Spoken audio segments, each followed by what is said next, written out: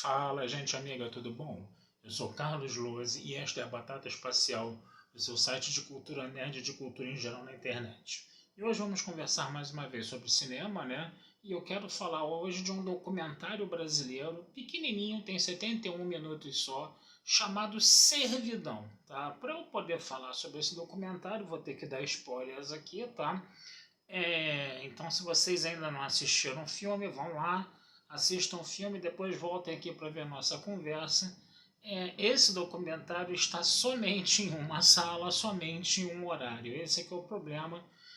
Mais especificamente no Espaço Itaú de Cinema, lá em Botafogo, está numa sessão às 17h30. Tá? É, isso no dia 20. Estamos no dia 26. 26? Não me lembro mais que dia nós estamos. Estamos num sábado, tá? Hoje é sábado, dia 26 de janeiro, se eu não me engano. Acho que é isso, tá? 25 ou 26. Não me lembro, gente, desculpa. Não vou me lembrar agora. Tá? Mas estamos num sábado, no último sábado de janeiro, tá? Só para vocês entenderem em que época que esse vídeo está sendo gravado, tá? Vamos falar um pouquinho do plot do filme. O plot do filme é um documentário bem clássico, tá? Usando depoimentos de pessoas, não tem narração em off, ele vai ter depoimentos de vários especialistas na área, tá? E que área é essa? Esse documentário ele está falando, né, da perpetuação do trabalho escravo no Brasil, né, da perpetuação dessa servidão que na verdade não é uma servidão, ela chega praticamente a uma condição de trabalho escravo mesmo, né? E de como a Lei Áurea acabou não sendo uma verdadeira abolição da escravatura e que a gente ainda tem que correr atrás dessa abolição da escravatura nos dias atuais. O filme começa, né, usando como espaço, né, como objeto o Cais do Valongo, né, para falar de toda a escravidão na época colonial, né, de como ele dá alguns números bem interessantes no início, né, também, né, ele fala, por exemplo, que na faixa de, eu acho que de 13 a 15 milhões de pessoas foram escravizadas na África, enviadas, né, para outros continentes, né, durante 350 anos, sendo que 1.800.000 pessoas dessas acabaram morrendo, né, durante a viagem, né, e seus corpos foram atirados ao mar, só morrendo no mar, só morrendo dentro dos navios negreiros e sendo atirados ao mar foram 1.800.000 pessoas, né, para vocês terem uma ideia. E o Brasil recebeu 4.700.000 escravos, né? Ele recebeu quase metade do total de pessoas que foram escravizadas e mandadas para outros continentes da África, né? Então o Brasil foi o país do mundo que mais recebeu escravos africanos, a gente pode falar dessa forma, né? E isso, obviamente, tem consequências muito nefastas na nossa sociedade, né? Que se perpetuam até hoje, né? O Cais do Valongo ele tem que ser visto mais como um local onde aconteceu uma verdadeira tragédia, né? Que é lá que os escravos eram desembarcados, embora o Cais do Valongo não tenha sido o único lugar onde os escravos foram desembarcados. Ele passou a ser o principal lugar do Brasil numa determinada época, né? Inicialmente a coisa era feita na Praça 15, tá? Só que aí a população branca, né, da cidade começou a reclamar de ver todos aqueles escravos sendo colocados ali na praça principal da cidade, né? E que eles chegavam nus, né, defecavam na frente de todo mundo, enquanto eram vendidos, chegavam em condições subhumanas, né, só pele e osso. E aí para essa, vamos dizer assim, essa elite branca não ficar vendo, né, o que eles faziam, né, com os escravos africanos, eles transferiram para o Cais do Valongo, né, que era um negócio feito, vamos dizer assim, mais às escondidas daquela sociedade ali no caso, né. E aí o que vai acontecer? O filme ele vai trabalhar essas questões, vai falar de todo esse período escravocrata, né, e vai falar depois da abolição da escravatura, da perpetuação, né, do trabalho escravo, entendeu? Hoje em dia, nas sociedades que existem hoje em dia, a gente vai ver depoimentos advogados, né, que são especializados em causas trabalhistas, a gente vai ver juízes do trabalho depondo, e vamos ver também pessoas que foram colocadas em condições análogas à escravidão também, dando depoimentos, né?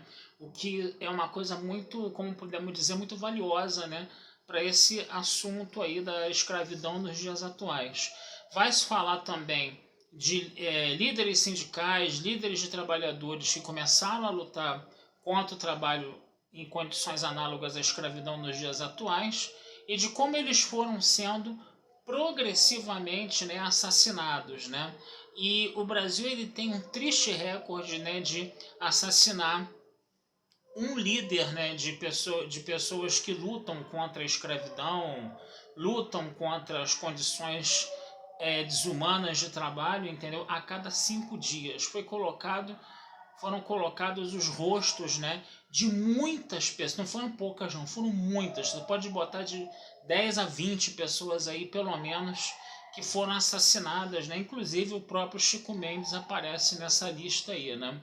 E a gente vai ver também as condições, né, subhumanas, a gente vai ver as batidas, né, que agentes do governo fizeram em acampamentos, né, que como a coisa como as pessoas são atraídas, né, para isso, que elas são enganadas, que elas recebem promessa de um dinheiro que elas nunca ganhariam, e aí elas são colocadas num ônibus, são transferidas mais ou menos a 1.000 quilômetros de distância de onde elas vivem, né?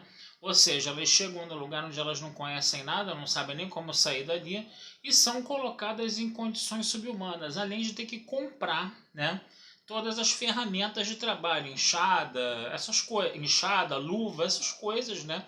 E aí eles ficam presos, né, pelas dívidas, né? A famosa escravidão por dívidas, que é uma prática, infelizmente, muito corriqueira hoje no dia a dia, né, do Brasil, entendeu?